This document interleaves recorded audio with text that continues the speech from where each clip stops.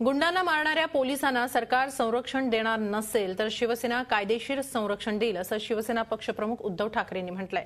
लखनभैया encounter प्रकरणी प्रदीप सूर्यवंशी यांच्यासह काही पोलिसांना जन्मठेपेची शिक्षा झाली आहे। त्या पार्श्वभूमीवर उद्धव यांनी हे विधान केलंय। अर्थात या अधिकाऱ्यांना शिक्षा होण्यापूर्वी शिवसेनेनं त्यांना कायदेशीर मदत का केली नाही हाही प्रश्न उरतोच।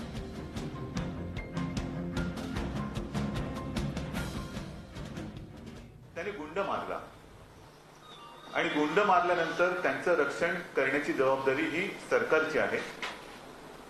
कारण सर्वसामान्यांना त्रास देणाऱ्या ज्या काही प्रवृत्ती असतात त्यांच्या विरुद्ध किंवा त्यांच्यापासून रक्षण करण्यासाठी तर पोलीस असतात। आणि अशा वेळेला पोलिसांना जर का जन्मठेप होणार असेल तर मग पोलीस तरी कसं काम करणार आणि सर्वसामान्य माणसांचं वाली कोण हा मोठा प्रश्न आहे। आणि म्हणून माझं म्हणणं असं आहे की सरकारचं खरं कर्तव्य आहे की त्यांना बरोबर कायदेशीर मदत दिली गेली पाहिजे आणि कायदेशीर मदत द्यायला जर का सरकार असमर्थ असेल तर शिवसेना नक्कीच पुढे सरसावेल, त्यांना कायदेशीर मदत देईल।